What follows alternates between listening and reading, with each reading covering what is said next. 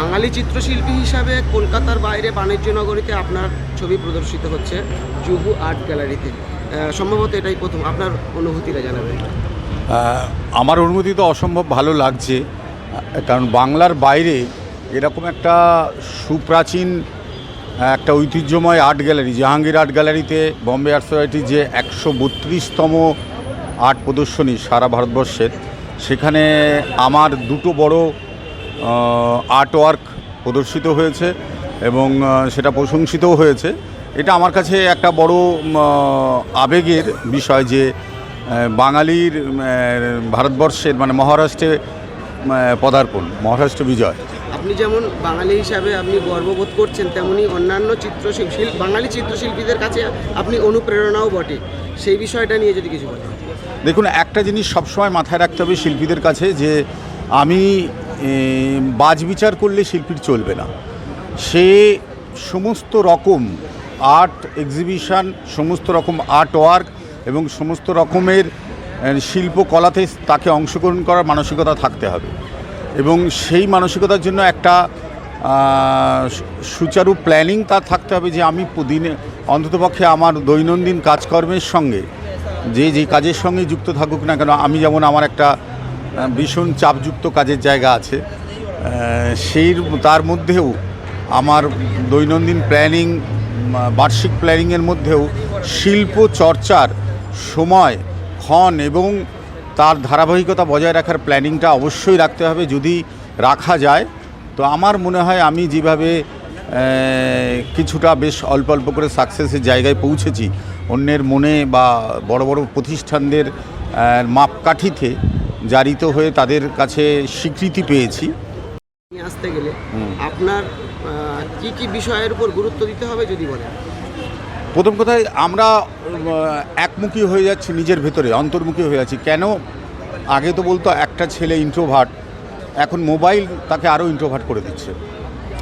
সে social মিডিয়ায় যখন চোখ রাখে, তখন একটার পর একটা রিল যখন ঘাঁটতে যায়, তখন তার সময়টা 1 মিনিট 2 মিনিট থেকে কখন 2 থেকে 3 ঘন্টা কেটে বেরিয়ে যায় সে নিজেও জানে না। সেই 3 ঘন্টার নিট ফলটা কিন্তু জিরো। তার ব্রেন, তার সত্তা কোনো নির্দিষ্ট চিন্তায় উপনীত হতে পারে না। যদি সে একটা বই পড়তো, তাহলে অন্ততপক্ষে সে সেই সময় তার সেই বইয়ের ফিলোসফির থেকে একটা নিজস্ব ভাবনা তার মাথার মধ্যে আস্তে আস্তে তৈরি হতে থাকতো।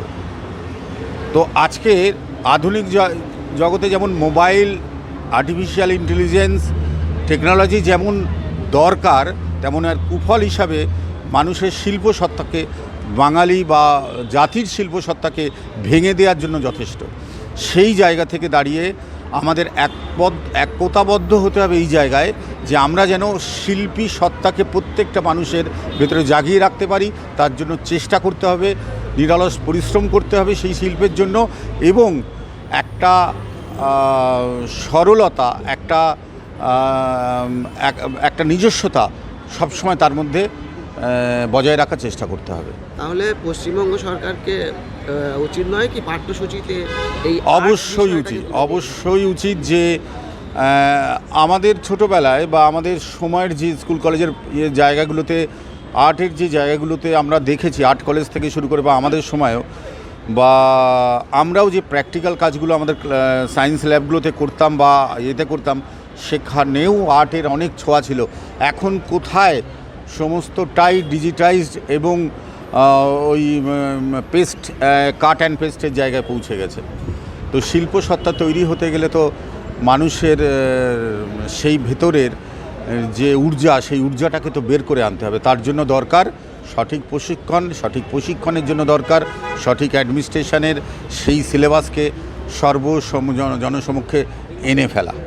ভবিষ্যতে জুহুর মতো একটা আর্ট গ্যালারিতে ভবিষ্যতে আর অন্য কোথাও আপনার চরিত্র প্রদর্শনীর?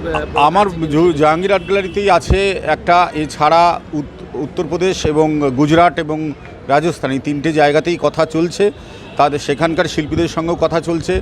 রাধাকৃষ্ণের, বিশেষ করে রাধার উপর একটা কাজ বেশ কিছু চিত্রশিল্পী করছেন, সেখানে আমি অংশগ্রহণ করব। তারা আমাকে বারবার ফোন করছেন, কিন্তু সময় এবং কাল এবং নির্দিষ্ট সাবজেক্টের উপর যে মনোনিবেশ করা, সেটা এখনও সম্পূর্ণ হয়নি। আশা করছি এবছরের মধ্যেই হবে, আপনাদেরকে অবশ্যই আগের থেকে জানিয়ে দেব। একটু অন্য রকমের ধরনের কাজ, যেগুলো আমাদের পুরনো দিনের ভাবনাগুলোকে, ভাবধারাগুলোকে সামনে আনবে। জাহাঙ্গীর আর্ট গ্যালারিতে কতদিন আপনার চিত্র প্রদর্শনী? জাহাঙ্গীর আর্ট গ্যালারিতে আমার এই চিত্র প্রদর্শনী চলবে 4 মার্চ পর্যন্ত।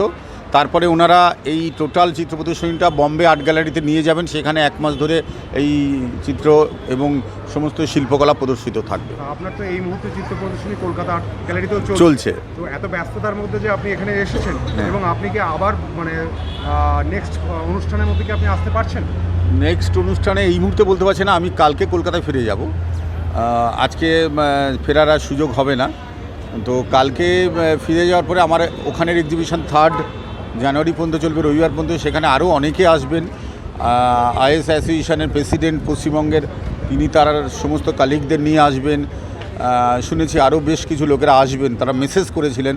তো তাদের সঙ্গে থাকা, তাদের সামনে আমার আর্টগুলোকে আরও বিস্তারিত ব্যাখ্যা করা, ভাবনাটাকে ছড়িয়ে দেওয়ার জন্য আমাকে ওখানে থাকতে হবে। তারপরে ভাববো যে এখানে আসবো কিনা, তার আগে নয়।